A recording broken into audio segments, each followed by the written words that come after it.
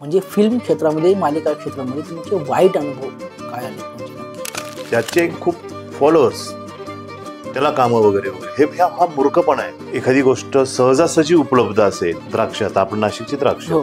ज्यावेळेला बाजारामध्ये भरपूर प्रमाणामध्ये उपलब्ध असेल ना, तर त्याचा भाव अतिशय स्वस्त असतो. जेव्हा तो दिसत नाही, दुर्मिळ असतं ते. दुर्मिळ असतो, मग त्यावेळेला त्याला भाव जास्त असतो. जो दिखते हो बिकते नाही, और जो बिकते हो दिखते नाही. त्यामुळे वामन केंद्रेंकडे त्यावेळेला ऑडिशन व्हायचं, त्याच्यात ते A, B, C असे वर्ग करायचे. हा. मग त्यातले A ज्यांना कळतं ते, मग थोडे त्यापेक्षा खाली ते B आणि C, म्हणजे यांना मग त्यांचा अभ्यासक्रम त्यामध्ये की यांना काय किती शिकवायचं, यांना कुठून शिकवायला सुरुवात करायची, अशा याच्यात योगायोगाने माझं A मध्ये झालं होतं. मग त्यामध्ये मी होतो, अंकुश चौधरी त्यावेळेला, सविता कोसे म्हणजे जे सचिन गोस्वामी त्यांच्या मिसेस, नंतर विजय निकम, अनिता कुलकर्णी, हा असा एक खूप मोठा ग्रुप आहे की जो वामन सरांकडे होता. वा. प्रशिक्षण त्यावेळेला, प्रशिक्षण हे हवंच अभिनेत्याला. अभिनेते. निलंबरी हा माझा पहिला चित्रपट जो आहे, हा. त्याच्यामध्ये म्हणजे माझ्या आयुष्यातला एक महत्वाचा भाग, एक पहिली फ्रेम माझ्या आयुष्यातली हा. ही होती निळू फुले. क्या बात. त्यामुळे मी स्वतःला खूप भाग्यवान समजतोय.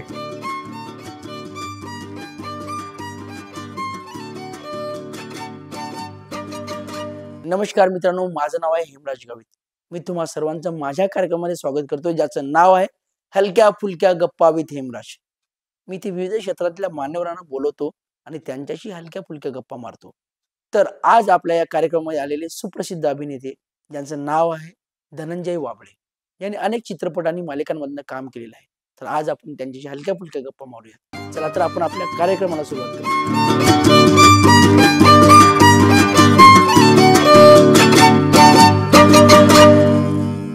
नमस्कार सर. नमस्कार. आपण आपल्या हलक्या फुलक्या गप्पांना सुरुवात करूया. नक्की. सर, मला एक तुमच्या बालपणाबद्दल जाणून घ्यायला खूप आवडेल. बालपण नाशिकमध्येच, नाशिक रोड, नेहरू नगर. वडील इंडिया सिक्युरिटी प्रेस, ज्याला जनरली नाशिकमध्ये प्रेसमध्ये आहे असं म्हणायचं, जिथे नोटा छापल्या जातात, जिथे स्टॅम्प छापले जातात, तिथे ते सर्व्हिसला होते. त्यामुळे ते माझं बालपण किंवा जन्मच हा नेहरू नगर अशा सरकारी वसाहतीमध्ये गेलाय. तिथेच माझा जन्म, म्हणजे तिथल्याच इस्पितळामध्ये गव्हर्नमेंटच्या, तिथेच प्राथमिक शिक्षण, आणि तिथे जे काही जगलो, म्हणजे आज जर ह्या जे काही माझं वय असेल त्याच्या जर ह्या टप्प्यात आज जर तुम्ही मला विचारलं, तर सगळ्यात छान असं आयुष्यातले कुठले दिवस होते, तर मी सांगेन की ते जे 12 वर्ष तिथे मी खेळलो, बागडलो, नाटकं बसवली, जे काही असेल, तर ते 12 वर्ष म्हणजे माझा सुवर्ण काळ. नंतर मग जी काही सुरुवात होती ती तुमची जगायला वेगळी, पण खऱ्या अर्थाने आपण जे काही असतो ना, ते वयाचे 12 वर्ष, आणि त्या सगळ्या आठवणी माझ्या तिथल्या आहे, बालपणीच्या. त्या.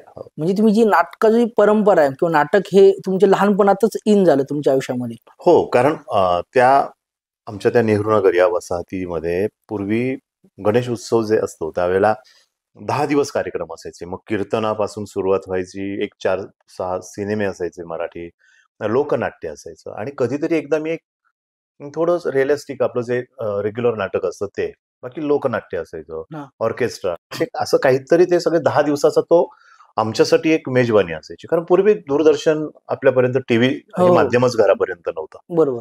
ही मी गोष्ट बोलतोय, समजा मला कळायला लागलं तसं मी 74 पासूनची गोष्ट बोलतोय, 3-4 वर्षाचा असेल, तेव्हापासून मी हे लोकनाट्य बघायला जायचो. म्हणजे त्या काळात मधु कांबीकर वगैरे ह्या स्टेज शो करायच्या, बरोबर. दादा इंदुरीकर, त्यांचं गाढवाचं लग्न, हो हो. गाढवाचं लगीन वगैरे, हे नाटकं आम्हाला तिथे बघायला मिळाली होती, आणि सिनेमा सगळे जुने. बरोबर. त्यामुळे वेगळं काही असं करमणुकीचं आम्हाला माध्यम. साधन नव्हतं ना, बरोबर. त्यामुळे तिथे बघायचो. आणि तिथेच मग ते बघत असताना असं वाटलं की नाटक हे काहीतरी वेगळा प्रकार आहे. हा. सिनेमापर्यंत पोहोचायचं तर काय, मग सिनेमा कसा, तर ती एक परत उर्मी होती आमच्यामध्ये. कसं सिनेमा खूप म्हणजे नशिबान आहात की तुम्हाला सगळी साधन, म्हणजे अलीकडची पिढी तुम्ही लोक, बरोबर, की तुम्हाला सगळ्या गोष्टींचे खूप जवळून आता माहिती, इंटरनेट आहे, मोबाईलवर आहे, शूटिंग याच्यावर कळतं, तुम्ही यावर बघू शकता मोबाईलवर. बरोबर. म्हणजे अगदी 2 वर्षाचा हो. मुलगा सुद्धा त्याला कळायला लागलं की 3ऱ्या वर्षी तो साधारण सगळे व्हिडिओ ऑपरेट करतो. तर आम्ही त्यावेळेला आमच्याकडे एक रिकामा एक फ्लॅट होता, तो आमच्या काही ओळखीचे होते, त्यांनी तो आमच्याकडे तो सांभाळायला होता. कधीतरी यायचे ते तिकडनं, ते तिथेच सर्व्हिसला होते इंडिया सिक्युरिटी प्रेसमध्ये. तर तिथे आम्ही असं न कळत इकडे इकडे बघून त्या एक खिडकीची काच फोडायचो. हम्म. त्या फ्लॅटमध्ये त्याचा पहिला रूम आहे, तिथे सगळा अंधार करायचं, कुठनंच लाईट येणार नाही याची दक्षता. रस्त्यावर बसून तिथनं एक मोठा आरसा कुठनाचा तरी ऑटोमॅटिक फुटायचा. त्याचं तो आम्ही फोडला हे असं म्हणत नाही आम्ही, पण तो आम्हाला मिळायचा. तिथनं तो सूर्य असा बघून तो फोकस मारायचा, तो जो सगळा जातो रिफ्लेक्शन तो कवर जातो, तिथे जातो त्या खिडकीत, तिथे पण अंधार. त्या तितक्या खिडकीवर तिथे पुठ्ठा लावायचा, पुठ्ठ्याला तिथे समोर भिंग लावायचा आणि भिंगातनं त्या फिल्म मिळायच्या पूर्वी 5 पैसे 2 पैसे 3 पैशाच्या काहीतरी 5 पैशाला एक फिल्म असं काहीतरी आम्ही त्या घेऊन अशा अनेक आणायचो आणि त्या तिथे त्या पकडायचं त्या भिंगासमोर त्या खाच्यातनं असं की समोर कॅलेंडर किंवा असं सफेद कुठला तरी कपडा लावायचा. बरोबर. तर तिथे ती मोठी फिल्म दिसायची. मग त्यात तुम्हाला अमिताभ आम्ही दाखवायचो, शशी कपूर आम्ही दाखवायचो, शशी कपूर आम्ही, डॅनी, जे काय त्या काळातले फिरोज खान यांच्या अशा त्या कट फिल्म्स मिळायच्या अशा छोट्या छोट्या त्या रील मधनं. आता हे सगळं कॉम्प्युटराइज झालं, सगळे वेगळाच प्रकार झाला, चिप आली तुमचं सगळं. बरोबर. तिथे ते आम्ही आणि मुलांना गोळा करून आम्ही ते दाखवायचो सिनेमा आणि तिथनं ते डोक्यात सिनेमा हे. परंतु मी अजून त्या माध्यमाकडे गेलो नाही की कॅमेरा हे ते, मी फक्त काम केलंय सिनेमात इथपर्यंत नट म्हणून झालंय, पण टेक्निकली मला फार काही त्यात नाही.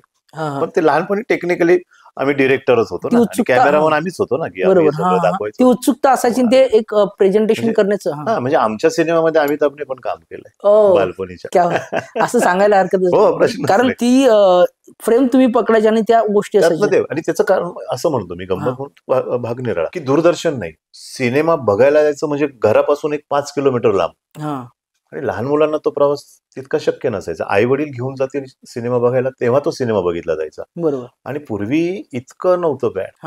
आता जे तुम्ही सहज घरामध्ये कुठलाही कार्यक्रम बघू शकता तसं नसायचं. म्हणजे तो महिन्यातून किंवा 2 महिन्यातून किंवा वर्षातून 2दा असं फॅमिली सिनेमा बघणं होतं. बरोबर. त्यामुळे तुम्हाला पर्याय कुठे होता त्यावेळेला, फक्त वर्षातून एकदा तो पण त्यावेळेला. आणि गणेश उत्सव असेल त्यावेळेला तिथे आम्ही तो फुकटात मिळायचा आमचं ते कार्यक्रमामध्ये. तीच कस, त्याच्या पलीकडे काहीच नाही, फक्त खेळ होते मैदानी. इटी दांडू असेल तुमचा, कबड्डी असेल, क्रिकेट असेल, फुटबॉल असेल, भोवरा वगैरे खेळ, किंवा मग त्यात एक नाट्यरूपी असं एक त्यावेळेचा खेळ होता की चोर पोलीस लपायचं, दुसऱ्यावर राज्य, हेच होतं ना, वेगळं काही नव्हतं. त्यामुळे तुमची बॉडी सतत ऍक्टिव्ह असायची आणि वेगवेगळे कॅरेक्टर मध्ये तुम्ही जायचे. ते मैदानी खेळ, भांडे एक प्रकार होता. म्हणजे त्याला डॉक्टर होणं वगैरे, भातुकलीचा खेळ. बरोबर. कोणीतरी वडील आई होणार, काहीतरी प्रसंग घडणार, जे घरात घडत असेल तो कोणीतरी मास्टर माइंड असायचा, तो सांगायचं की आपण असं आज भांडणाचा कार्यक्रम करू, म्हणजे आज भांड्यामध्ये आपण भांडण करू, आज आपण रिझल्ट लागला ते, म्हणजे घरात ज्या काही गोष्टी घडतात त्याचं प्रतिबिंब म्हणून तो खेळ होता. नाही, हेच ऑब्झर्वेशन कॅरेक्टर होते. बरोबर. त्या भूमिकाच आम्ही ना, एक 5 मुलं एकत्र आलो, आम्ही कोणीतरी, मी डॉक्टर झालो किंवा मी त्या घरातला माणूस झालो किंवा मी पोलीस झालो, हेच नाटक होतं ना सुरुवात. बरोबर. म्हणजे जे आपण बघतो तेच ऑब्झर्व करून आपण आपल्या खेळांमध्ये वापरतोय. बरोबर आहे. आताचं ऑब्झर्वेशन मुलांचं ते बदललंय का? ऑब्झर्वेशनच उरलं नाही. ऑब्झर्व करतात, पण ज्याला म्हणतो ना आपण, ते स्थिरावत नाही मेंदूमध्ये. बुद्धीचं काम खूप कमी केलंय तुमच्या ह्या मोबाईल, ह्या लॅपटॉप. बरोबर. ते खरोखर चांगली गोष्ट आहे. त्याच्यामध्ये तुम्हाला युट्यूबवर खूप चांगल्या माहिती मिळतील, अशा गोष्टी आहेत. गुगल करा तुम्ही. अभ्यासाचं सोडून तुम्ही खूप टेम्पररी हो, तुम्ही बघा, तुम्हाला इतकं सिलेक्शन करायला म्हणजे इतकं सोपं आहे. स्क्रोल केलं की तुम्ही सब्जेक्ट चेंज 5व्या मिनिटात तुम्ही कुठे असत. इथे ते फीड होतच नाही ना. बरोबर. बुद्धीचं काम कमी होत चाललंय. सेव्ह त्या मोबाईल मध्ये झाल्यामुळे ते आपण हे करू शकत नाहीच ना, तुमच्या नाहीच होत. आज जर तुम्ही मला विचारलं की मग तुमची नाटकाची सुरुवात कशी झाली, तर मी सांगू शकतो की मी अमुक एक नाटक बघितलं होतं ना, मग मला असं वाटलं की आता हे सिनेमाचं मी सांगितलं, मग मी नाटक जर करायचं तर मग नाटकही त्याच पद्धतीने मी केलं की अरे हे असं असतं तसं असतं, मग मीच राजा होणार, मीच प्रधान होणार, आणखी 2-4 मुली, त्यांच्याशी असं हे तुम्ही नाचायचं, ते करायचं, आम्ही गण गवळण हे जे काही बतावणी हे सगळं आम्ही करायचो. म्हणजे आमच्या डोक्यात फीड काय व्हायचं, ते जे वास्तव जे दिसायचं ना ते आमच्या डोक्यात फीड होत गेलं आणि आम्ही तशी नाटकाला सुरुवात केली. जिन्यामध्ये कुठेतरी त्या इमारतीच्या गच्चीमध्ये मुलांना बोलवायचं, तो ऑडियन्स आमचा, आणि त्यांच्या समोर मग अगदी टर्किश टॉवेल वगैरे त्यावेळेला ते बॉम्बे डँगचे वगैरे काहीतरी त्याचं घ्यायचं, म्हणजे तो राजा, खोट्या मिशात काहीतरी पेन्सिल वगैरे, सॉरी पेन्सिल पण नाही मिळायची आम्हाला, हे आपलं कोळसा असतो ना, कोळसा, हा. त्याने ती मिशी करायची, त्याने दाढी करायची, आमचीच आम्ही मेकअप म्हणतो. वा. आता तुम्ही बघा मोबाईलवर, तुम्हाला सगळे सगळं ऑप्शन. म्हणजे अगदी अमेरिकेपासून ते तुम्हाला अगदी कुठल्या पाड्यापर्यंतचे मेकअप कसे असतात ते तुम्हाला इथे बघायला मिळतात. बरोबर पण त्याचा अभ्यास म्हणून बघितलं तर ते फायदेशीर. बरोबर. पण तुम्ही पुढे गेलेत, सारखे पुढे गेलेत, तुमच्यात याचं कामच ठेवलं नाही. उरलंच नाहीये. उरलंच नाही. बरोबर. मेंदूचं कामच तुम्ही फार तीच कमी तीच केलं. गोष्ट, ते ऑब्झर्वेशन. आता जे मुलं खेळ खेळतात ना, ते जे बघतात तोच खेळ आहे ना. हो, हा, तर त्याच गोष्टी तुम्हाला लाभल्या आणि तुम्ही हळूहळू ह्या ह्या क्षेत्राकडे. क्षेत्रात आलो आणि नाटकाची ती सुरुवात ना मग माझी. बरोबर. मग तिथेच मी सांगतो काय, या वयाच्या 12व्या वर्षापर्यंत मी नाटकं बसवायला लागलो होतो, पण खऱ्या अर्थाने रंगमंच मला मिळाला नव्हता. हा, मग तो कसा मिळाला? तो मग असं हे सगळं करत असताना बऱ्याचदा संधी मिळत नव्हती. हा, कुठे करायचं, काय करायचं. माझा एक मित्र आहे, तो ईश्वर जगताप म्हणून आहे. तो मला नाशिकला एका संस्थेमध्ये घेऊन गेला, की तिथे चंद्रावरचे ससे, बिरबल बिरबल ही असली नाटकं ती होती, बालनाट्य ती त्याच्यामध्ये. तर मला फार ते म्हणजे स्टेज इतकं, म्हणजे मी शाळेत होतो त्या शाळेत एक मोठं परंपरा आहे त्या शाळेची, पुरुषोत्तम इंग्लिश स्कूल म्हणून, नाशिक शिक्षण प्रसारक मंडळाची. तिथे मोठं म्हणजे त्या स्टेजचं ओपनिंग ज्याला काय म्हणतो, हे करण्यासाठी पृथ्वीराज कपूर आले होते. बापरे. म्हणजे ते रंगमंचाच्या ओपनिंगसाठी. परंतु मला कधी तिथे चान्स नाही मिळाला. म्हणजे आमच्याकडे ते वाश्री पुरोहित व्हायचे, ते मी बघायचो सगळं. परंतु खऱ्या अर्थाने त्या जिजाई थिएटर्स म्हणून होतं, तिथे आम्ही काम केलं. म्हणजे सुरुवात झाली माझी तिथनं.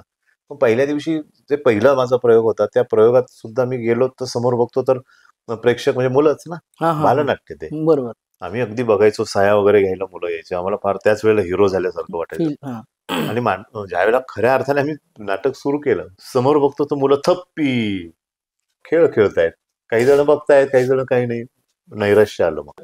तर त्यावेळेला आम्हाला म्हणजे हिरो झाल्यासारखं वाटत होतं, कारण ते मुलं साया घ्यायला यायचे. त्यामुळे कॅमेरा वगैरे काही नाही ना, सेल्फी वगैरे. बरोबर. तर साया येऊ.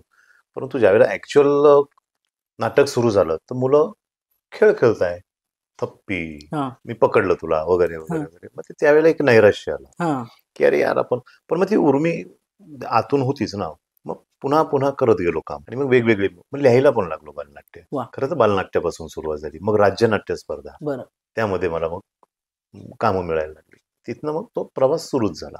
असे कोणकोणते एकांकिका लिहिले ज्यांची नावं वगैरे तुमची?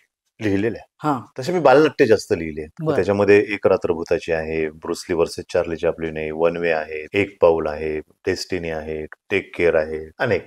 आणि नॉर्मल मुलांसाठी तर मी करतो, आजही करतो. परंतु मी गेली 15 वर्ष झाली, साधारण 15 झाली वर्ष, 2010-9 पासून तर स्पेशल चाइल्ड, दिव्यांग मुलांसाठी, त्या मुलांसाठी मी काम करतो. बरं. म्हणजे काही मुलं मग मतिमंद ज्यांना आपण म्हणू शकतो, त्यांना खरं तर ते नावं योग्य नाहीये, दिव्यांगच मुलं ते. बरोबर. नंतर काही वर्षानंतर मी मूकबधिर मुलांसाठी, त्यांना बोलता येत नाही, ऐकू येत नाही, पण तरी ते नाटक करतात. आणि माझं तर असं म्हणणं आहे, मी तुलना नाही करत, पण ते फार उत्तम करतात. त्यांना जाण खूप छान असते. आपले नॉर्मल मुलं बोलून व्यक्त करतात भावना. डायलॉग आहे की आई मला तुझ्याशी बोलायचं नाहीये, मला तू सारखे अभ्यास करायला सांगतेस. हे साधं वाक्य तर आपला मुलगा बोलू शकतो. आई चल मला नाही बोलायचं, तू ना मला सारखे अभ्यास करायला सांगते. पण आता ज्याला बोलताच येत नाही तर तो कसं व्यक्त करेल? बरोबर. हा एक मोठा प्रश्न आहे. आणि ती रिॲक्शन कशी देणार किंवा कसं बोलणारच, आता तो व्यक्त कसा होणार? मग ते माझ्यासाठी चॅलेंज असतं, आणि त्यांच्यासाठीही मी लिहितो ना. मग त्या मुलांची आणि माझी एक मग भाषा अशी, त्यांची भाषा मला येते, जो साईन लँग्वेजची, की असं तसं तसं, किंवा मग त्या गोष्टी येत नाही. पण मग माझं त्यांचा एक वेगळा संवादाचा एक वेगळा प्रकार. मग मी त्यांना ते करून दाखवतो की मी इथे असेल तर मी काय करेल, ही गोष्ट काय, मला काय म्हणायचंय, मग मी ते करून दाखवतो त्यांना, आणि ते माझ्यापेक्षा उत्तम करतात. मग सर, मग ती लँग्वेज तुम्ही शिकलेला आहात का? नाही, ती मला जमत नाही अजून थोडीशी. परंतु मी माझं वैयक्तिक सांगतो, मी खूप एक्सप्रेस करतो. म्हणजे मला आता हेच वाक्य होतं की आई मला तुझ्याशी बोलायचं नाहीये, तू मला सारखे अभ्यास करायला सांगते. आता हे मला सांगताना पण बघा काय आलं की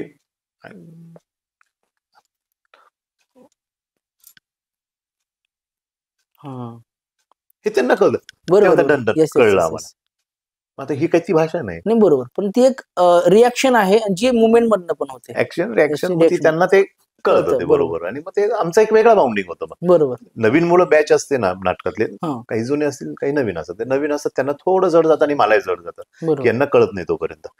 परंतु त्याच्यातनं मी तर म्हणतो की परमेश्वर करतो तो एक मलाच वेगळा फायदा होतो. मलाही फार वाक्य न बोलता पहिला आतून येतं माझ्या, बरोबर. म्हणजे मला काही बोलायचं असेल ना, तर पहिलं आतमध्ये तो भाव माझ्या स्थिर होतो आणि हा. नंतर वाक्य माझं येतं. त्यामुळे समोरच्याला कदाचित ते खूप व्यवस्थितरित्या पोहोचतं. बरोबर. असं मी तरी समजतो. आणि तीच गोष्ट ना, अभिनयाच्या अगोदर ते कळलं पाहिजे, की आपण नक्की काय प्रेझेंट करणार आहोत. त्याची एक्झॅक्टली. ती भावना, असं मला वाटतं, की ती करेक्ट आहे, भावना समजली तेच, पाहिजे. तेच, तेच. तर ते दुःख किंवा ती रिॲक्शन बाहेर जी काही पडणार. असेल ती, तो जो भाव आहे तो मला आतमध्ये पहिला क्रिएट होतो. हो. मग तो माझ्या चेहऱ्यावर येतो. आणि मग मी मग तो बोलतो. प्रेझेंट. बरोबर. हे खूप काय सर, म्हणजे ह्या गोष्टी मला माहित नव्हत्या. जेव्हा तुमच्याबरोबर मी काम करतो, पण तुम्ही अभिनेता म्हणून मला माहित होता. बरोबर. पण तुम्ही एक लेखक पण आहात आणि प्लस तुम्ही नाटक बसवता आणि एकांकिका लिहिता पण, दिग्दर्शन पण करता. हे मला नव्याने तुमच्याशी आता बोलताना ती मला गोष्ट समजली.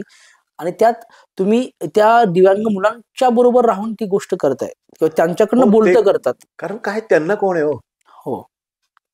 त्यांच्यासाठी काम कर. आजचा म्हणजे माणूस हा इतका स्वतःमध्ये गुंतलेला आहे. कोणासाठी तरी काहीतरी करावं बरोबर. असा हेतू घेऊन काम करणारी माणसं फार कमी आहे. आता मी तुमच्या समोर नाही बोलत एक गोष्ट, मी तुम्ही समोर आहात म्हणून.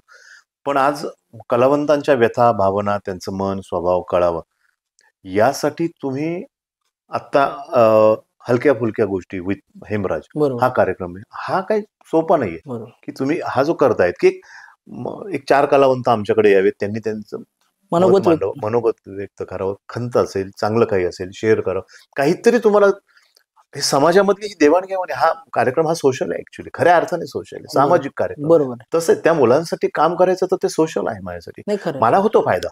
कसा फायदा होतो की माझ्यातही प्रगल्भता माझी वाढत जाते ना, माझ्यातली नट आणखी बाहेर येतो. हा माझा विश्वास म्हणेन. नाही, खरं. पण पहिला मला त्याग करावा लागतो, माझी वेळ, काळ सगळं. खरं. कारण आज एवढ्या बिझी शेड्यूल म्हणून तुम्ही त्यांच्याशी वेळ काढ, त्यांच्यासोबत राहण्यासाठी किंवा हे सगळं उभं करण्यासाठी वेळ काढतात. ही खरंच महत्त्वाची गोष्ट बाबा आहे. त्यांचे आई वडील पण एक लिमिट पर्यंत करतात, पण त्याच्या पलीकडे त्या मुलांना नाटक कळावं, आणखी एक जगामध्ये, आणि त्या मुलांवर ते परिणाम झालेले आहेत चांगले. हो. म्हणजे हे जे मूकबधीर मुलांबद्दल बोलतोय, की त्या मुलांना प्रचंड मोठा कॉन्फिडन्स आलेला आहे. कारण ही त्यांना व्यक्त होता येतं ना समाजामध्ये वेगवेगळ्या. अन्यथा ते त्यांचं एक वेगळं लाईफस्टाईल आहे. पण नाटकामुळे ते आणखी वेगळ्या पद्धतीने पुढे गेले. बरोबर. एक सर, हा तुमचा जो एक्सपिरियन्स की तुम्ही जे केले त्यात खूपच ही चांगली गोष्ट तुम्ही करताय. आता मला तुम्हाला हा दुसरा असा प्रश्न म्हणजे जाणून घ्यायला आवडेल, की आता तुमचा अभिनेता म्हणून प्रवास हा नाटकांमधनं आणि सिनेमामधनं किंवा मालिकेमधून तो कसा झाला, त्याच्याबद्दल थोडंसं. खरं तर नाटक मी आत्ता मगाशी म्हणाल्याप्रमाणे की हे सगळे बघून मग मी अगदी जिन्यात स्टेअरकेसच्या खाली तिथे 4 मुलं मुली एकत्र घेऊन मित्रांना बोलवायचं, समोर बसवायचं, काच असतात ना त्या बांगडीच्या, ते तिकीट म्हणून ते सगळी तयारी मॅनेजमेंट करायचो आम्ही. असे जुने असं घालायचं, हे तुमचं तिकीट, काहीतरी असं त्याचं गट्टा तयार, तो बघायचं कुठेतरी, ऑब्झर्वेशन असायचं ना, आपण कुठल्या थिएटरला गेलो, हा तसं काहीतरी असतं. मग आम्ही तो एक असं बाइंडिंग करायचो, असं ते तिकीट दिलं आणि ते समोर बसवायचं, असं ते तोच खेळ सगळा. आणि ते सगळं सुरू असताना मग बालनाट्य मध्ये, म्हणजे त्याच्या पुढे जाऊन बालनाट्यांमध्ये जे थिएटरला खरोखर व्हायला लागले, चांगल्या मोठ्या थिएटरला वगैरे. मग हळूहळू तसं करत असताना मग राज्यनाट्य स्पर्धेमध्ये मला संधी मिळाली काम करण्याची. म्हणजे डायरेक्ट एकांकिका वगैरे ह्या बालनाट्यांच्या वेगळ्या, पण मला काम करताना डायरेक्ट 2 अंकी नाटकाचे प्रयोग करायची संधी मिळाली. त्यात तनमाजुरी एक नाटक आहे का, त्याचं एक मोठं कॅरेक्टर मला मिळालं. नंतर एक नाटक प्राध्यापक दिलीप परदेशींचं आहे, नाटक नावाचं नाटक आहे. नाटकच नाव आहे त्याचं, नाटक. तर त्यामध्ये मला मेजर रोल, म्हणजे जो महत्वाचा रोल आहे, मेन रोल, ते आमचे अहमद शेख म्हणून इथे होते. ते आत्ताच म्हणजे त्यांचं निधन झालं. म्हणजे माझ्यासाठी ती फार दुःखद घटना आहे त्यांचं नसणं. कारण ते माझे फक्त ह्यातलेच गुरु नाही की त्यांनी मला नाटकात दिलं म्हणून आणि मग त्यांच्याकडे मी सुरुवात केली म्हणून नाही. आम्ही असे एकत्र आलो आणि शिकायला मिळाली. आणि त्यांच्यामुळेच मला निलंबरी हा माझा पहिला चित्रपट जो आहे, त्याच्यामध्ये म्हणजे माझ्या आयुष्यातला एक गमतीचा भाग नाही येतो, पण फार महत्वाचा भाग. का पहिला जर टेक कोणाबरोबर झाला असेल तर ते कोण असतील, ते होते निळूभाऊ. क्या बात आहे. ते माझे वडील दाखवले. त्यांनी मला म्हणे, चलो मला क्ल्यू द्या. अरे बापरे. आणि पहिली फ्रेम माझ्या आयुष्यातली ही होती निळू फुलेंबरोबर. क्या बात आहे. त्यामुळे मी स्वतःला खूप भाग्यवान समजतोय की पहिली फ्रेम आणि पहिला सिनेमा त्यांच्याबरोबर करायला. त्यात मग अनेक होते. नंतर मिलिंद गवळी, रवी पटवर्धन, तोरडमल, मधुकर तोरडमल मामा, आणि असे आशालता वाबगावकर, असं मोठं कास्टिंग होतं त्यावेळेच.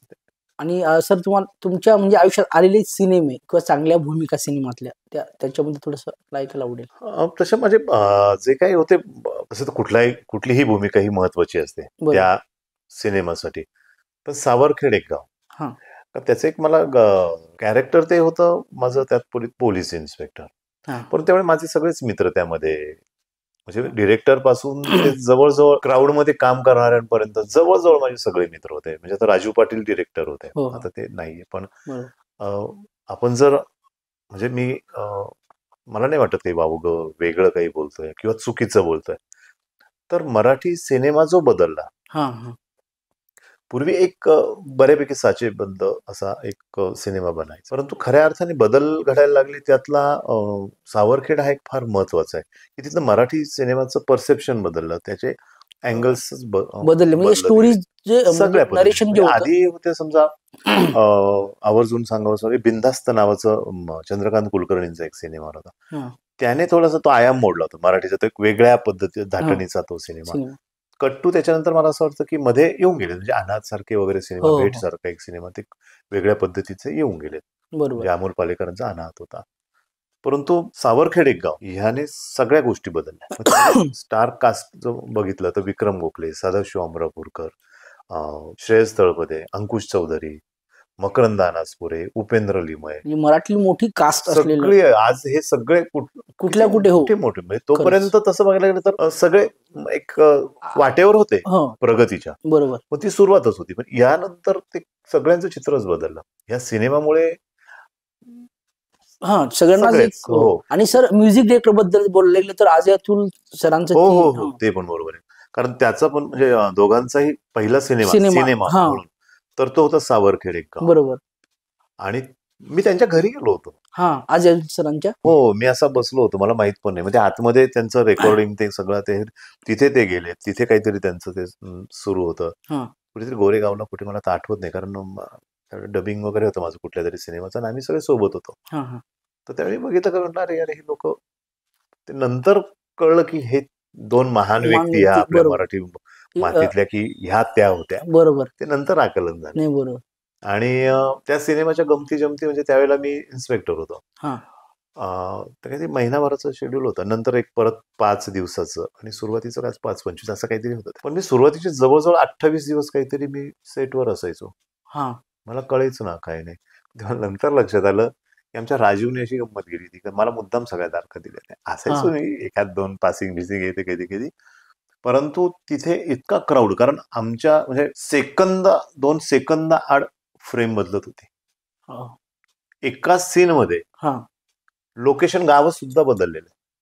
बापर. सीन हाच, हा पण तोच सीन कटिंग बिटिंग काहीतरी सगळं त्या क्लोज बीज कधी कधी खूप वेगवेगळ्या ठिकाणी त्याचं, आणि हो. खूप म्हणजे क्षणाक्षणाला फ्रेम बदलत, खूप वेळ नाही, असं इतकं एक वेगळ्या पद्धतीचं ते सगळं त्यांनी शूट हा होते. बरोबर. आणि क्राऊड खूप जमायचा, खूप लोक सिनेमा ते शूटिंग हा बघण्यासाठी येत. त्यावेळेला मी माझं, आणि आता मी खूप बारीक वगैरे व्यवस्थित आहे असं लोक हा म्हणतात, पण त्यावेळेला मी 105 वगैरे किलो वजन होतं. बापरे आता खूपच कमी. आता हो. वजन काय तुमचं? आणि त्यावेळेला मी खराखुरा तो इन्स्पेक्टर वगैरे दिसायचो. आताचं वजन काय म्हणाल? आता मी 75 मध्ये थांबलेलो आहे. Okay okay. खूप दिवस झाले की त्याच्या खाली येत नाही आणि याचं? वर जात नाही. 78 ते 75 फार 78 सुद्धा मला जास्त वाटतं. मग मी 75 वर कॉन्स्टंट देतो. तर त्यावेळेला लोकांसाठी मी नुसतं सगळं बघितलं तरी क्राऊड बाजूला जायचा. वा वा आणि मग मी अरे मजा येत होती मला ती, की ते खराखुरा नसताना इन्स्पेक्टर मी जो काही तो जगून हा. घेतलं महिनाभर बरोबर खरा इन्स्पेक्टरच्या भूमिकेत, तर मला ते मजा वाटली ते करताना. बरोबर. आणि परत मग मी अमृता बोलते म्हणून एक सिनेमा होता तो, राजेश शृंगारपुरे, मधुरा वेलणकर, विजय वेलणकर, प्रदीप वेलणकर, हा सॉरी हा त्याचे बाबाचे ते मधुरा वेलणकर, आणि असं एक चांगलं तो कराडमध्ये बेतला होता. डॉक्टर सुश्रुत पुराणिक, सुप्रिया पुराणिक म्हणून आहे. तर ते सत्य घटनेवरती आधारित फिल्म होती. हा मी अमृता देशपांडे नावाची एका मुलीचं एक अशी वाईट घटना आपल्या महाराष्ट्रामध्ये घडली होती, सांगलीमध्ये. हा एकतर्फी प्रेमातून ती काहीतरी असं होतं. तर साधारण त्याचा बेस होता त्या स्टोरीचा. ते एक चांगलं कॅरेक्टर होतं माझं. त्यामुळे तो एक मी भ्रष्ट मिनिस्टर वगैरे काहीतरी होतो. त्याच्या आणि अनेक भूमिका भूमिका छोट्या मोठ्या ज्या काही आहेत त्या मी प्रामाणिकपणे पार पाडल्या. बरोबर. कुठल्या भूमिकेला खूप महत्वाचं म्हणत नाही किंवा काही नाही, कारण सगळ्याच भूमिका महत्वाच्या असतात. बरोबर. सर अगदी. तुमचा आता सिरियलच्या प्रवासाबद्दल. सिरियलचं तर खरं तर माझ्या मनी ध्यानी कधीच नव्हतं हा की सिरियल करावी, नाटक करावं, बालनाट्य करावं, मोठ्यांचं नाटक करावं, राज्यनाट्य स्पर्धा करावी. आणि एखादा सिनेमा आला की वर्षातून एखाद 2 सिनेमे करावे, याच्या पलीकडे माझ्या डोक्यात काहीच नव्हतं. परंतु नाटक करायचं हे सगळं डोक्यात असताना कोरोना आला ना. हां. पूर्वी काहीतरी वेगळं म्हणायचंय, मजबुरी का नाम काहीतरी वेगळं म्हणायचंय, हो. पण मी म्हणतो मजबुरी का नाम कोरोना. हां. की मला ते कोरोना होता, म्हटलं नाटक करायला मिळणार नाहीये, अभिनय कुठे करता येणार नाही, दिग्दर्शन कुठे करता येणार नाहीये, कारण हा कोरोना असा फोपवणार आहे की हा 2.5-3 वर्ष हो, तुमचं पूर्णच खाऊनच घेतले त्या. काहीच होऊ देणार नाहीये. मग मी माझी जी काही आतमधली खदखद आहे ती हो. मी आतल्या ते आत शांत बसू देत नाही नाहीस. बसू देणार आहे. बरोबर. वाचून वाचून किती वाचणार आहे. त्यावेळेला असं होतं की तुम्ही आयसोलेट होते, त्यात तुम्ही परत वाचन तुम्ही परत तुमच्या आत जर शिरलात, हो. तर शांत झाल्यानंतर परत मग मी विपश्यना त्याच्यावर हो. जोर होता. मग काहीतरी करावं, काय करावं काय माहित नाही. आणि तोपर्यंत नुकतंच थोडंसं ओपन झालं होतं आणि नाशिकमध्ये शूटिंग करण्यासाठी परवानगी होती. हां. नाशिक, कोल्हापूर, पश्चिम महाराष्ट्र हो. तसे काही मोजके हे होते. मुंबईमध्ये बॅन होता. बॅनच होतं. आणि योगायोगाने ती आमची मनवा नाईकची म्हणजे स्ट्रॉबेरीची सिरियल ही सुंदरामानामध्ये भरली. हो. ती नाशिकमध्येच होणार होती. हां, हां, हां. पण ती फक्त तिचं दुर्दैव की ती कोरोना नंतर सुरू झाली. पण हां. ती कोरोना आला नसता किंवा तो जो काही प्रसार झाला नसता, हां. तरी ती नाशिकमध्येच होणार होती. आणि त्यावेळेला मला बोलवण्यात आलं की एक आमदाराचं कॅरेक्टर आहे, ते करा तुम्ही. म्हणून म्हणलं ओके, काय हरकत नाही. म्हणून मी ते केलं आणि छान वाटत होतं मला इथे काम करत असताना. पण अचानक एक दिवस एपिसोड असं तुम्हाला तर माहिती आहे कसं असतं, हो. 1 मिनिटाचा कमी होता. हो. मग पॅच करायचं, पॅच हं. मारायचा. मग काय हां. कुठलं कॅरेक्टर इथे आता? तर बाकीची तुमच्या सिक्वेन्सनुसार कोणीच तिथे भेटून नव्हते. मग मी आणि माझा मुलगा दौलत, ऋषिकेश शेलार, हां. आम्ही दोघं तिथे त्या एका पॅचमध्ये बसू शकत होतो. तो एक सीन असा गाडीमध्ये असतो आम्ही. तो मी त्याला झापतो, तो शूट केला आणि 1 मिनिटाचा सेम डे तो टेलिकास्ट झाला. हां, हां, हां. त्याच दिवशी तो रात्री दाखवला हो, गेला. हो, हो. तर आमचा तो सीन झाला आणि तो सीन मनवा नाईक पासून मधुगंधा कुलकर्णी हां, लिहायच्या. हो, हो. त्यांना ते यांना चॅनल हो. या सगळ्यांना तो सीन आवडला आणि तिथनं माझं कॅरेक्टर वाढलं. क्या बात है! मग सलग पुढे मी ते तो सीन नक्की काय होता सर? काही नाही, मुलाला आपला बाप नेहमी झापतो हां. प्रत्येक घराघरात. तसा तो आमदार जरी असला तरी हां. मुलगा उन्हाळ होता त्याचा, हां. जो दौलतचं काम करायचा. तर त्याला तो सांगतो की उन्हाळ काय करत फिरू नको, हं. बस झालं. नाही तर मग तुला जर ऐकायचं नसेल तर मग आपल्या डेअरी आहे, मग गोठे आहेत, ते सांभाळ तू. मग ते त्याचा एक कॅरेक्टरचा लहेजा कशा होता? ते थोडंसं जर तो तसा तो व्हिलन होता. हां. म्हणजे तुम्ही मारामाऱ्या करा, दंगली करा, कापा, लोकांना सगळं करायचं. हे कामच असतं आपलं. हां. पण सापडायचं नसतं. बरोबर. तो आमदार असा असतो हां. की सगळे गुन्हे करायचे आपण, पण पण सापडायचं नसतं. बरोबर. तुम्ही मुलाला तो तुम्ही मूर्खपणा करतात, छोटीशी गोष्ट करतात आणि लोकांच्या नजरेत नजरेत येतात ते- आणि तुम्ही पोलीस घरपर्यंत येतात. बरोबर. हे करायचं नाही. म्हणजे मुलाला तो अशी शिकवण देत असतो. हां. मुलाची काळजी करत असतो. एका बाजूला बरोबर. कुठलाही बाप, मग तो आमदार असो की एक मास्तर असो की कोणी डॉक्टर असो, कोणी असो, मुलाची काळजी असते प्रत्येकाला. बरोबर. किती वाईट प्रवृत्तीचा माणूस असला तरी मुलाची काळजी करतो. मुलाला त्याला स्टेबल करायचं असतं, पण मुलाला ती किंमत नसते. बरोबर. मुलगा उन्हाळक्या करत फिरणार, मुलींना छेडणार, गावामध्ये याला मार त्याला मार, वेगळ्या पद्धतीने हां. म्हणजे अशा लेव्हलचं ते कॅरेक्टर होतं ते तुमचं. कॅरेक्टर होतं. आणि हां. माझं जे होतं ते मी सगळं करून तसा काही नाहीये मी. हां. लोकमत माझ्याविषयी चांगलं, बँक आहे माझी बरोबर. त्याच्यामध्ये सुंदरामध्ये, हां, हां. म्हणजे त्या सिरियलमध्ये माझी बँक असते. मी सगळ्यांना तिथे दाखवताना म्हणजे महिला सबलीकरणाचे धडे मी सांगतो, महिलांना पुढे आणलं पाहिजे. मात्र घरी बाईला पदर सुद्धा मी खाली होऊ देत नाही. हां. पदर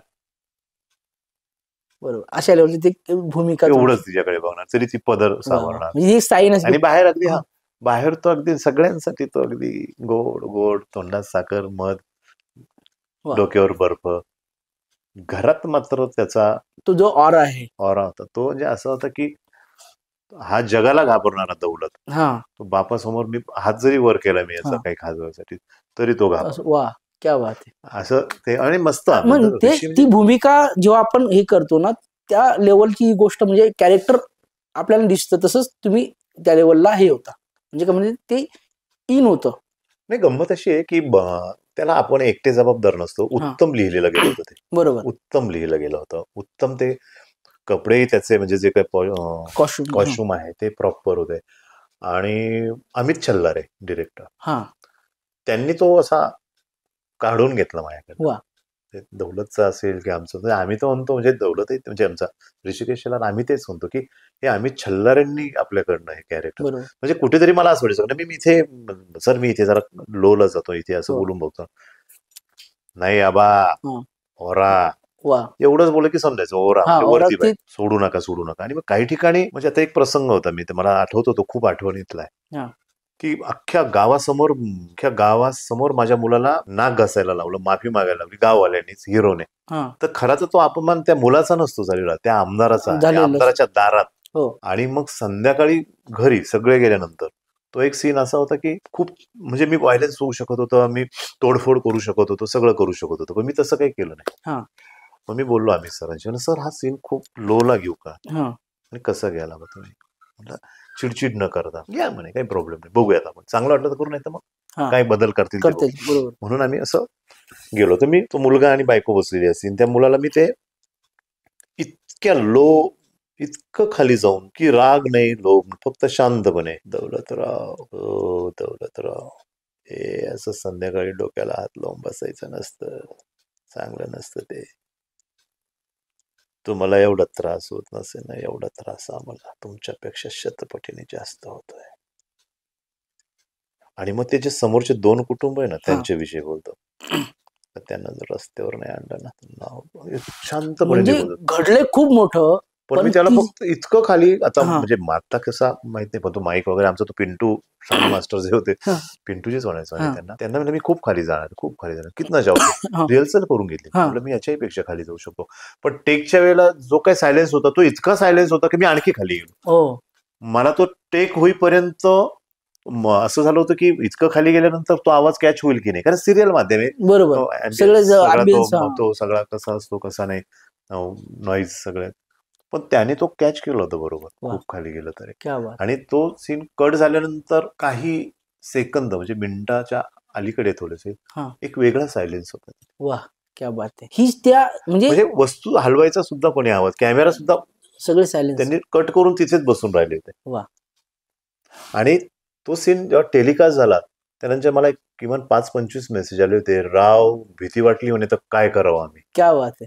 हो म्हणजे हे हा फॅक्ट आहे वा की मला म्हणे आता तुम्ही काय करणार नेमकं, म्हणजे भीती वाटते म्हणे आता, कारण लोक खूप इन्व्हॉल्व होते त्या बरोबर सिरियल. त्या कॅरेक्टर आणि त्या सगळ्या हा गोष्टीमध्ये. एकंदरीत सगळीच गोष्ट असते ती, त्यात मी एकटा असं नाही म्हणत, पण ते जे काही आजूबाजूला हो सगळे म्हणजे बरोबर लिहिलं खूप छान होती ती सिरियल, हो बांधली खूप छान होती.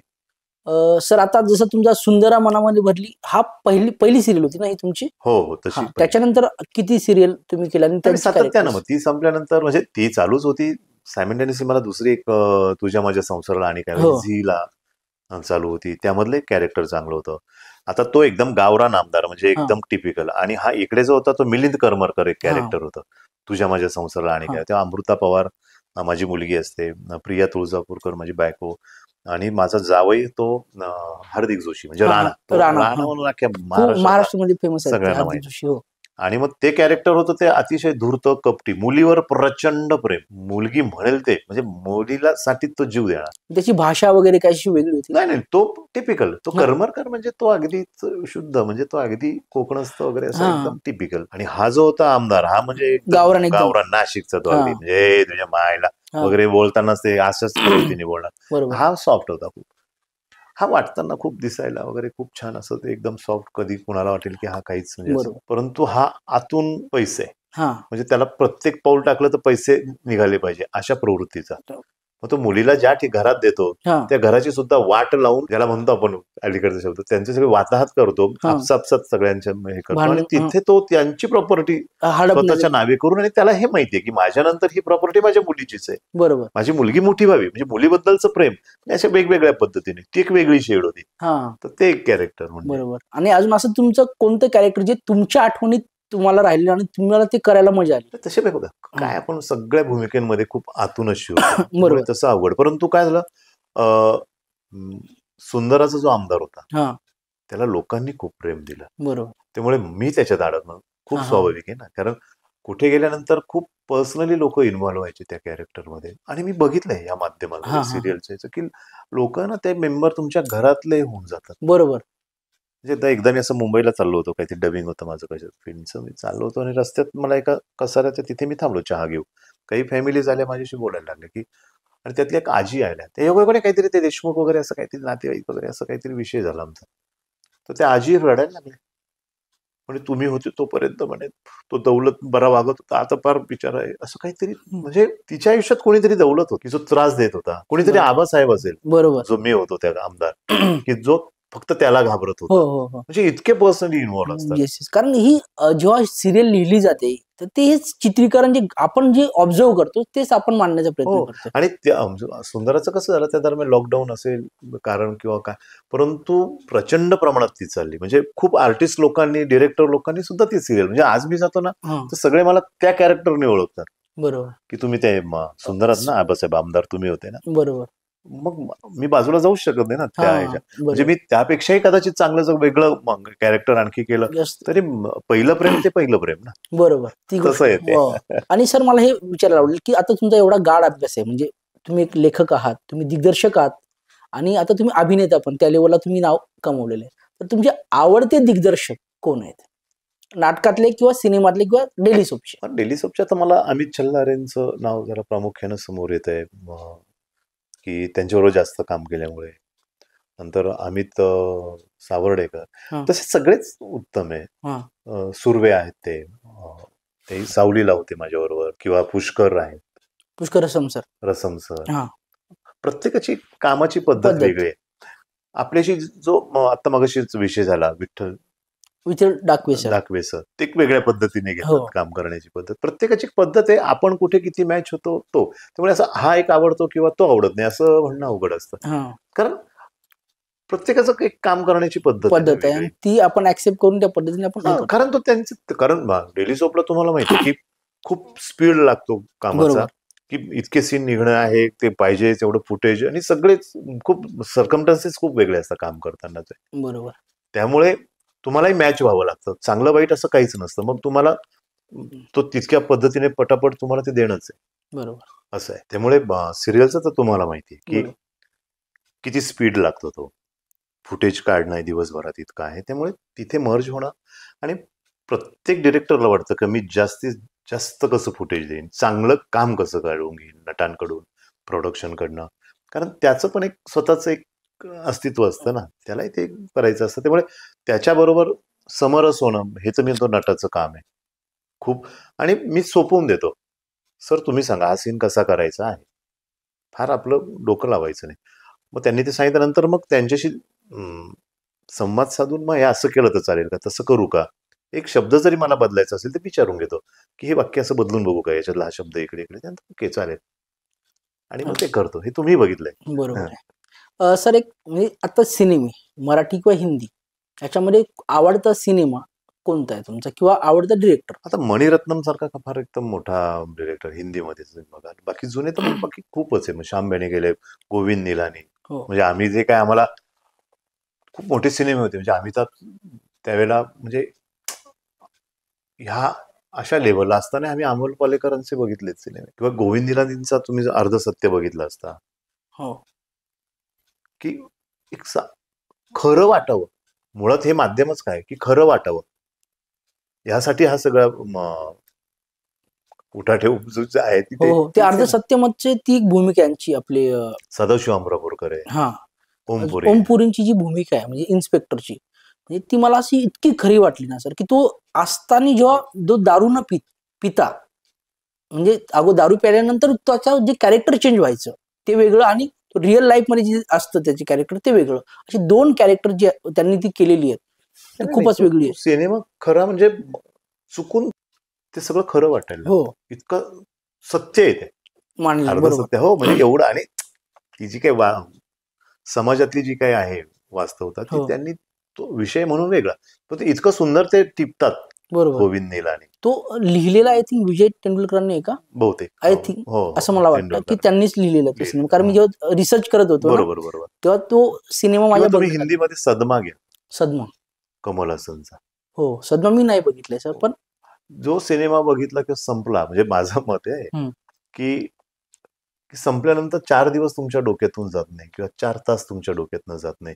त्याचा तो जो इफेक्ट असतो किंवा त्याचा शेवट असतो, ती कलाकृती समजायची की ती तुमच्या काळजात घर करून गेली. बरोबर. सदमा जर एकदा बघितला ना, की तुम्ही बघितला नाही? नाही बघितलं सर मी. मग तुम्ही बघेन आता युट्यूबवर तुम्ही. वगैरे असतो, हो, तो बघायचा शांत चित्ताने बघायचा, पण त्याचे ऍड बीड त्या सहन करावे लागतात किंवा कुठे हो, तुम्हाला सलग जर बघता आला तो, हो. तर तुम्ही तो नक्की प्रयत्न करा. तो संपल्यानंतर असं ठरवा की संपल्यानंतर मी जेवणार आहे, असं जर तुम्ही ठरवलं तर तुम्ही जेवू शकत नाही का. तो तो म्हणजे इम्पॅक्ट असतो त्या त्याचा. फिल्म. मी सांगत नाही गोष्ट बरोबर. त्याची. मी तो बघतो एक नक्कीच. आवडलेला मला सिनेमा. बरं. आणि मराठीतले डिरेक्टर राजीव एक आमचा होताच. हो. राज दत्तांचे सिनेमे खूप आवडायचे. बाकी सचिन जे काय कॉमेडी विनोद सगळे म्हणजे हो. त्यांनी ते एक आवडते मराठीतले दिग्दर्शक. सर एक असं विचारायला मला आवडेल, की आता जी नवीन मुलं आहेत, जी TikTok बनवतात किंवा छोटे-छोटे असे TikTokमधनं व्हायरल होतात आणि त्यांना खूप असे फॉलोअर्स मिळतात. त्यांना असं वाटतं, की आम्हाला अभिनय यायला लागला. पण त्यांच्याबद्दल तुमचं काय मत आहे? नाही हो, ते एक भयंकर प्रकरण आहे. हे रील्स वगैरे म्हणताय ना तुम्ही, हां. तर टिकटॉक तसं बंद आहे, पण रील्स हे तुमच्या आवडीपुरतं, तुमच्या फॅमिलीपुरतं, तुमचे जे नातेवाईक आहे, जे ओळखीचे आहे, इथपर्यंत ठीक आहे. पण तुम्ही त्यातून जर स्वतःला कलावंत वगैरे म्हणत असाल तर फार अवघड आहे. कारण घरात तुम्ही तुमचं कम्फर्ट झोनमध्ये तुम्ही तो रील करतात आणि तो शो करतात. बरोबर. खूप छान एक्सप्रेशन असतात, अगदी खूपच छान. त्यांच्यात आनंद म्हणून तिथपर्यंत ठीक आहे. पण ते सगळं आम्ही खूप छान करतो म्हणून आम्ही नट-नट्या झालो हे चुकीचं आहे. मग तुम्ही एखाद्या सिरियलमध्ये तुम्ही एक सीन देऊन बघा त्याच लोकांना. त्यांना उभं राहता येत नाही की एक वाक्य बोलता येत नाही. मग तिथे नुकसान कोणाचं होतं? प्रोड्युसरचं होतं. ती वेळ जाते. कोणीतरी बिझी आर्टिस्ट असेल त्यामधला, का त्याचा एक मोठा परडे की मोठी अमाउंट तो घेत असेल, तो तिथे येऊन वैतागतो. केवळ हे टिकटॉकचं नाही हे. आणि त्याचे फॉलोअर्स वगैरे त्याचे जास्त. आणि आता खाली ते ट्रेंड निघालाय अलीकडे की ज्याचे खूप फॉलोअर्स त्याला कामं वगैरे वगैरे. हे हा मूर्खपणा आहे. तेच झाले. कारण काय होतं ना, की ज्याचे फॉलोअर्स जास्त आहेत त्याला आपण सीरियल आणि त्या फिल्ममध्ये प्रोड्युसरला कळत नाही की हे तिथे आल्यानंतर खूप शेण खातात. अगदी मी ठामपणे काही लोक म्हणजे असेल एखादा विचार तिथनं येऊन चांगलं काम करणारा पण असेल, नाही असं नाही, त्याला व्यासपीठच नाही किंवा त्याला स्क्रीन नाहीये, तर तो त्याची हौस तिथे भागवणार. आणि त्याला जर त्यातनं चान्स मिळाला तर आनंदाची गोष्ट आहे, आपण अभिनंदन करू. आणि तिथे जाऊन त्याने प्रोड्युसरची जर फुटेज खाल्लं नाही, काही केलं नाही, हो. तर नक्कीच त्याच्यासाठी आपण अभिनंदन करू, त्याच्याला शुभेच्छा देऊ. पण बरेच लोक आहे की तिथे खूप छान असतात, मी तेच सांगतो त्या रील करताना, पण प्रत्यक्ष कॅमेरा समोर स्टेजवर किंवा काही सिनेमामध्ये काम करताना माती खातात. मग नुकसान होतं ते. तर हा क्रायटेरिया धरूच नाही की त्याचे इतके फॉलोअर्स आहे म्हणून इकडे. उलट हा एक विचार का नाही करत की ज्या वेळेला बाजारामध्ये एखादी गोष्ट सहजासहजी उपलब्ध असेल, द्राक्ष, आता आपण नाशिकची द्राक्ष हो. ज्या वेळेला बाजारामध्ये भरपूर प्रमाणामध्ये उपलब्ध असेल ना, तर त्याचा भाव अतिशय स्वस्त असतो. हां. जेव्हा तो दिसत नाही, दुर्मिळ असतं ते. दुर्मिळ असतो, मग त्यावेळेला त्याला भाव जास्त असतो. जो दिखते वो बिकते नाही, और जो बिकते वो दिखते नाही. बात आहे. हे तर आहे की नाही. खरं आहे. मग त्यापेक्षा जास्त असं हे करण्यापेक्षा वापरावं त्याने. सोशल मीडिया प्रत्येकाचं चॉईस आहे, ते आपण कोणाला बंधन नाहीये, परंतु ते चुकीचं आहे. कारण खूप फरक आहे. तुमच्या छोट्या मोबाईलवर तुम्ही तुमची कला करता, तुमच्यापुरते ठीक आहे. पण त्यांचं ते बघून आणि मग त्यांना कामं देणं किंवा ते ठरवणं, मला तरी चुकीचं वाटतंय. म्हणजे जे खरोखर मेहनत घेतात, वर्षानुवर्ष कामं थिएटर करतात, करतात. थिएटर करतात, ऑडिशन देतात. ऑडिशन देतात आणि तिथे जाऊन कामं करतात, छोट्या मोठ्या भूमिका करतात. कितीतरी लोक आहेत ना की उत्तम आर्टिस्ट आहे. मी बघितलंय, म्हणजे अनुभव घेतलाय की मी सिरियलमध्ये बघतो एखादा उत्तम स्टेजवर उत्तम काम करणारा माणूस असतो, तो अगदी छोट्या रोलसाठी तिथे येतो. मलाच बघवत नाही, अरे यार हा ऍक्च्युली ह्या सिरियल मधला एका मोठ्या मुख्य भूमिकेतला माणूस पाहिजे, पण हा येऊन छोटं. परंतु तोही म्हणतो नाही यार, मला हा प्रांत नवीन आहे माझ्यासाठी. मग तो मुरतो त्याच्यामुळे, थोडं थोडं छोटे मोठे काम करत मग तो चांगल्या भूमिका मिळवायला लागतो. आहेत असे पण लोक एक कम्फर्ट झोन मध्ये येण्यासाठी छोट्या मोठ्या भूमिका करतात, ते मरतात ना. मग तुम्ही डायरेक्ट अशा लोकांना घेतात, तिथे उभं करतात आणि ते शेण माती खातात, मग झाला का विषय मिटला. मग एक चांगला आर्टिस्ट कुठेतरी त्याला तुम्ही रिझर्व ठेवता आणि तसेच तिथे सोडतात. म्हणजे एका चांगल्या कलाकाराची जागा खातात असं म्हणायला हरकत नाही. हरकत नाही. तुमच्या तेच येतं थोडक्यात तेच. दुसरी गोष्ट आहे की एक अभिनय करण्यासाठी अभिनयाचं शिक्षण गरजेचं आहे का? प्रत्येक गोष्टीला आपण म्हणतो ना, असं उपजत तुम्हाला फक्त आहे ना, तो एक परमेश्वरी आपण म्हणतो देण बिन वगैरे वगैरे, हे सगळं ठीक आहे. पण प्रत्यक्षात तर तुमची एक स्वतःची, म्हणजे कोणीतरी डॉक्टर होतो, कोणीतरी वकील होतो, तो एक बारीक ती आवड असते त्या माणसाला, म्हणून तो त्या दिशेने जातो. मी हे करू शकतो इथपर्यंतच ठीक आहे. बाकी शिक्षण घ्यावंच लागतं. मी डॉक्टर व्हायचो नेहमी. बरोबर. आता मी मोठ्यापणी डॉक्टर व्हायचं तर मला शिक्षण घ्यावं लागेल. मला लहानपणी वाटायचं मी नट व्हावं, तर मला कुठेतरी ते प्रशिक्षण असतं, काही गोष्टी असतात. नुसतं असं अनुभवांनी किती ना, त्यापेक्षा आपण म्हणतो ना, की पुस्तक कशासाठी मग शालेय आयुष्यात किंवा कॉलेजला गेल्यानंतर किंवा कुठे तुम्ही MBBS ला जा किंवा कुठल्या इंजिनिअरिंगला जा, पुस्तके आलंच ना. तसं कुठलंही शिक्षण घेताना किंवा कुठली गोष्ट शिकताना तुम्हाला वर्कशॉप आलं, तुम्हाला समजा NSD आहे, तुम्हाला ललित कला आहे, तुम्हाला मुंबई युनिव्हर्सिटी आहे, इथे पण एक शिक्षणाचा भाग आहे, ते शिकलेलं बरं. आणि अनुभवी माणसाकडनं किंवा जो प्रशिक्षित आहे त्याच्याकडनं जर काही शिक्षण घेता आलं तर तुम्हाला खूप फायदेशीर ठरते त्या गोष्टी तुम्हाला ऍक्टिंगसाठी. आता मी मी हे सगळं माझं माझं करत असताना 92 साली मला अचानक असं, त्यावेळेला तर फार अवघड होते, वर्कशॉप वगैरे माहित पण नसायचे आम्हाला. हा. तर 92 साली मी वामन सर, म्हणजे वामन केंद्रे, वामन केंद्रे सर. जे NSD ला हो, आता प्रमुख होते, हो युनिव्हर्सिटीला होते मुंबई, त्यांचं एक मोठं लॉंग ड्युरेशन एक वर्कशॉप होतं. म्हणजे NSDचा सगळा बेस सिलेबस, तो सगळा अभ्यासक्रम तोच, आणि मोठं काहीतरी वर्षभराचं होतं ते. कुठे होते ते? ते मुंबईला दादरलाच होतं दादरला. ते. मग त्याच्यासाठी त्यांनी ऑडिशन, आता तर सगळीकडे बऱ्याच प्रमाणात लोक भरती होतात, त्यामुळे वामन केंद्रेकडे त्यावेळेला ऑडिशन व्हायचं, त्याच्यात ते ABC असे वर्ग करायचे. मग त्यातले A ज्यांना कळतं ते, मग थोडे त्यापेक्षा खाली ते B आणि C, म्हणजे यांना मग त्यांचा अभ्यासक्रम त्या पद्धती, यांना काय किती शिकवायचं, यांना कुठून शिकवायला सुरुवात करायची, अशा याच्यात योगायोगाने माझं A मध्ये झालं होतं. मग त्यामध्ये मी होतो, अंकुश चौधरी त्यावेळेला, सविता खोसे म्हणजे जे सचिन गोस्वामी त्यांच्या मिसेस, त्या उत्तम ऍक्ट्रेस ऍक्च्युली, पण त्या का नाही इकडे माहिती, मग त्या काउन्सिलर वगैरे जेला वगैरे त्या मोठ्या हुद्द्यावर आहेत, तो काही मुद्दा नाही. नंतर विजय निकम, अनिता कुलकर्णी, हा असं एक खूप मोठा ग्रुप आहे की जो वामन सरांकडे होता प्रशिक्षण. त्यावेळेला प्रशिक्षण हे हवंच अभिनेत्याला. हा सर, एक ह्या क्षेत्रामध्ये म्हणजे फिल्म क्षेत्रामध्ये, मालिका क्षेत्रामध्ये तुमचे वाईट अनुभव काय आले म्हणजे नक्की? वाईट असं सांगूही नाही काही, म्हणजे काय नाही, प्रवास जो असतो, म्हणजे तुम्हाला अचानक ज्या वेळेला कॉल टाइम येतो, समजा तुम्ही लांब असाल, दुसऱ्या सेटवर आहात, दुसऱ्या सिटीमध्ये आहात, समजा मी नाशिकला आहे, इकडे पण शूट करतोय आणि मुंबईमध्ये पण शूट करतोय, तर मग प्रवासात कधी कधी येतात मग वाईट अनुभव, तो सगळा तो. बाकी तिथे गेल्यानंतर तर साधारण सगळीकडे पळसाला पानं तीनच, त्यामुळे तो त्याला चांगलं म्हणावं की वाईट, हा ज्याचा त्याचा प्रश्न आहे. आणि सर, आता हे सगळं आपण खूप चांगली चर्चा केली, आता असं तुम्हाला काय स्वतःच अशी काही गोष्ट सांगायला आवडेल काय? मला माझी सांगायला म्हणजे हे की मी असं न खाता असं सांगतो, मुलांना मला काही सांगायचं असेल तर नवीन मुलांसाठी मी एक गोष्ट सांगतो.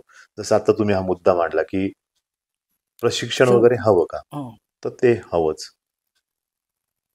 आणि मगाशी पण आमचा एक सरांबरोबर एक चर्चा झाली की हे सगळं चालू असताना या क्षेत्रात यायचं असेल तर प्रशिक्षित असावं.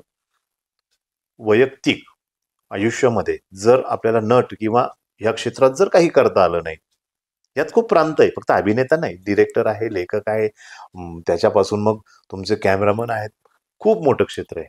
बरोबर, पूर्ण एक फळी आहे त्याच्या पाठीमागे. तर त्याच्यामध्ये सगळ्यांचं प्रशिक्षण हवंच. पण समजा ह्यात आपल्याला काहीच करता आलं नाही, तर मग काय करायचं? त्यासाठी तुम्हाला उत्तम अशी डिग्री पण हवी, जी तुमचं खऱ्या अर्थाने अर्ध्या भाकरीचं आपण म्हणतो ना, ती पक्की करणारी, ती सोय तुम्ही केलेली पाहिजे. तिचं कसं करणार? तुमचा पार्टनर तसा असू शकला पाहिजे, किंवा तुमचं घराचं तसं बॅकग्राऊंड आहे का? शेवटी घराच्या त्या भरोश्यावर किती, वैयक्तिक म्हणून म्हणलं तुमचं ते हवंच की 2 पैसे कमवण्याचं उत्पन्न याच्या व्यतिरिक्त तुम्ही कधी म्हणजे करू शकता का, ते एक बघायचं. आणि सातत्यानं शरीर जपलं पाहिजे, म्हणजे स्वतःची पर्सनॅलिटी, कारण तुमचा ऍसेट तोच आहे. तुमचं माध्यम तेच आहे अभिनेत्याचं. तुम्ही कोण आहे? तुमचं हे शरीर. मी खूप उत्तम ऍक्टर आहे, मला उठता येत नाही, काय उपयोग आहे? मी खूप उत्तम अभिनय करतो, पण मी जर व्यसनाधीन असेल तर शरीर मी घालवतो. मी कमिटमेंट करू आणि व्यसन करू नका. लोक सहज म्हणतात की ओकेजनली मी दारू पितो, ओकेजनली मी हे असतं, माझं काही नाही, पण शक्यतो टाळलं तर बरंच आहे. कारण नट हा संवेदनशील असतो, इमोशनल ज्याला आपण म्हणतो तो असतो. आणि जर त्या व्यसनचं त्याला कधी, आज तुम्ही भेटले, मी तुमच्या बरोबर घेतली, उद्या हे भेटले यांच्या बरोबर, परवा ते असं करत जर ग्रुप वाढत गेला तर तो व्यसनाधीन कधी होतो त्याला कळत नाही. बरोबर. आणि जर त्यात कामं मिळतात नाही मिळत, एक तर आनंदाच्या भरात तो म्हणतो आज मस्त काम झालं म्हणून पेक मिळणार, आज माझं असं झालं काम नाही मिळत म्हणून मी आज ड्रिंक्स घेतो. दोन्ही व्यथेमध्ये कथेमध्ये दारू आलीच. जे चांगला असो की वाईट असो. मग तुम्ही व्यसनाधीन जर झाले तर मग तिथे पण संपण्याची शक्यता असते. मग तिथे तुम्हीच नाही संपत तर तुमचं शरीरही संपत असतं. तुमचं शरीर नाही, तुम्ही नाही तर तुमचं सॉरी सर. तुम्ही नाही, तुमचं शरीर नाही तर तुमचं घर पण संपत असतं त्यावेळेला आणि उद्ध्वस्त व्हायची शक्यता असते. कारण माझे काही तसे स्वतःचे अनुभव आहे. मी काही वाचून किंवा कोणाचं काही वाचून बघून नाही सांगत. मीही काही असं माझा एक असा छोटा पॅच आला होता. हा. त्यावेळेला मी त्या स्टेजला गेलो होतो. पण आज गेले अनेक वर्ष झाले मी हात पण लावलेला नाही. ओके. म्हणजे हे मला जे ओळखतात जवळून हो. त्यांना माहिती आहे का मी त्या लेवलला. पण त्यानंतर उलट मी जास्त काम केलं म्हणून म्हणलं मला मुलांना हे सांगायचं का तुम्ही जाऊच नका ना त्या गोष्टींच्या. ओकेजनली पण दारू पिऊ नका, कुठल्याच पद्धतीने दारू पिऊ नका. आणि मला हे सांगायला लाज नाही वाटत. माझा तो होता भूतकाळ, त्यामध्ये मी थोडासा सरकलो होतो, पडलो होतो खाली. पण उभं राहताना खूप त्रास झाला, खूप त्रास झाला. तो कोणाला त्रास होऊ नये हे मी अनुभवतो सांगतोय. राहा उभे तर मग हे एक मला सांगणं आहे, बाकी काय नाही. सर एक असं मला विचारायचं आहे तुम्हाला की अभिनेत्याला किंवा म्हणजेच तुम्हाला नाटक की फिल्म की सिरियल या 3 माध्यमातून कोणत्या माध्यमात जास्त काम करायला आवडतं? नाही आता अभिनेता आहे त्याला काम तर करायचं आहे, पण त्याचं आतलं जर विचारलं की खूप त्याला समाधान कुठे मिळतं, कारण माणूस हा समाधानाच्या शोधात असतो, कधी आनंदात शोधतो ना तो, तर त्याला खरा आनंद मिळतो तो नाटकात काम करण्यापासून. आणि नाटक आणि मालिका ही नाटकाच्या खूप जवळ जाणारी गोष्ट आहे, कारण मालिकेमध्ये तेवढं ते तितकं लाऊड करावंच लागतं. आणि सिनेमात खूप सटल करावं लागतं का, पण आनंद जर म्हणाल तर तो नाटकातच मिळतो. तिकडेही मनापासूनच सगळे असं हे आवडतं म्हणून तिकडे दुजाभाव होतो काम करताना असं काही नसतं, पण आत्मिक समाधान हे नाटकात मिळतं. तुमचं पण तेच आहे की तुम्हाला नाटकात जास्त काम करायला आवडतं. जेव्हा सर तुमचा एखादा सिरियल किंवा एखादा सिनेमा संपला, जो तुम्हाला वेळ मिळतो म्हणजे फावला वेळ मिळतो, त्यात तुम्ही काय करता? मी आयसोलेट होतो. समजलं नाही मला. एकांत वाचत, थोडक्यात ध्यान साधना करतो. जाड पुस्तक आणून ठेवायची, शक्यतो ती वाचन करत बसायचं.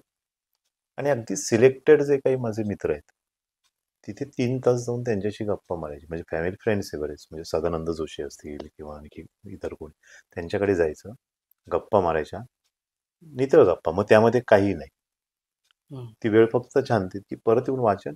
आणि सगळ्यात महत्वाचं म्हणजे झोपा काढायची. ती ध्यान साधनच आहे.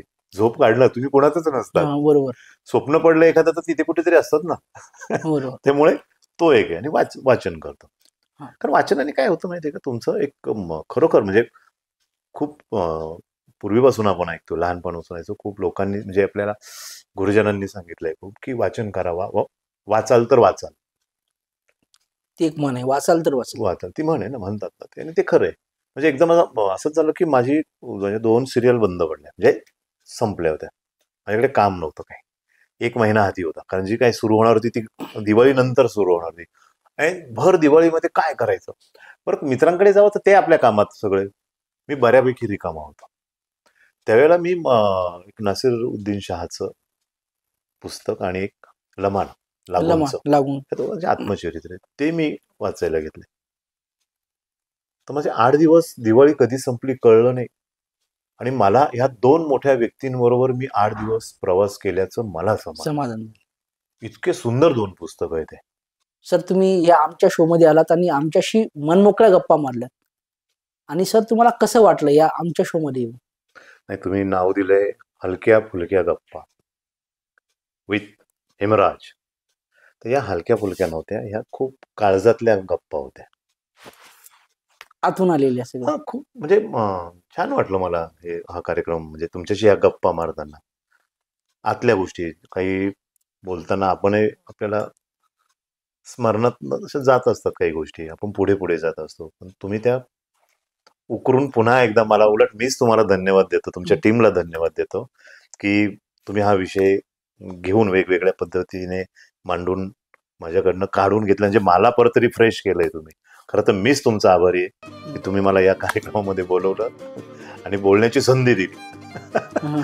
असं मी नक्कीच म्हणेन.